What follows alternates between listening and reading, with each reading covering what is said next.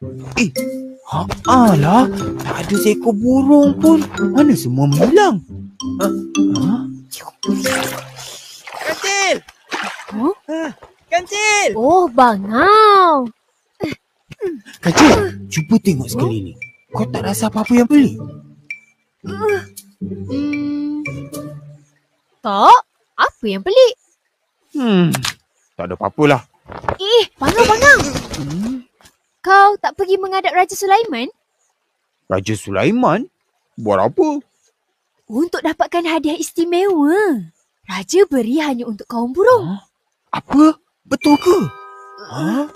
Iya, semua kaum burung dikurniakan satu hajat yang pasti akan dipenuhi. Apa-apa hajat pun? Patutlah tempur. Tak boleh jadi.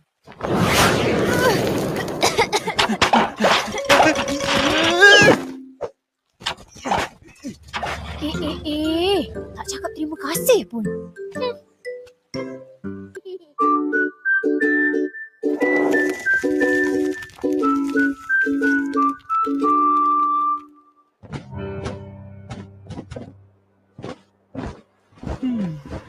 Apa aku nak minta ya?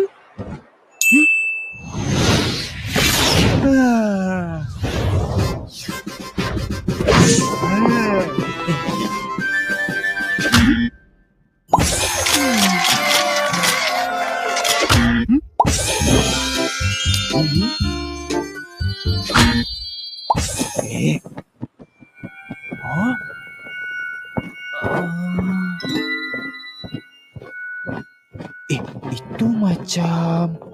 Tapi...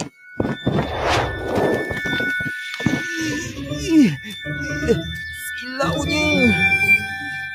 Pipit? Bangau, kau nampak aku? Dari jauh kau dah nampak aku? Mestilah. Sebabkan kepala kau yang warna putih tu.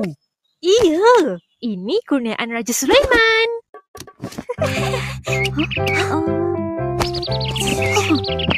Tubuhku kecil. Jadi, aku minta kepalaku warna putih supaya dari jauh lagi dapat dilihat.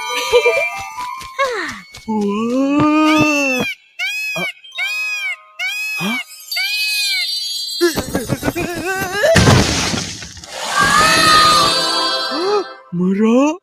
Cantiknya. Tak pernah kau cantik macam ni. Ini kurniaan Raja Sulaiman.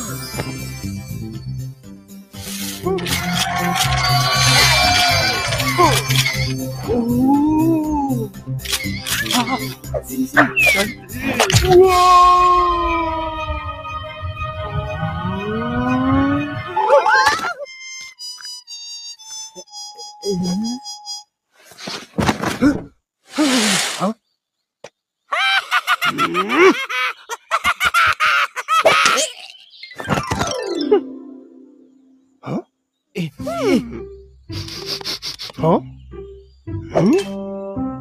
Adik.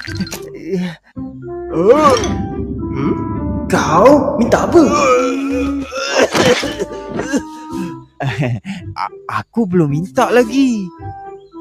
Ish. Lambat. Hampir semua burung dah minta. Kelicak minta paruh yang panjang. Tempur minta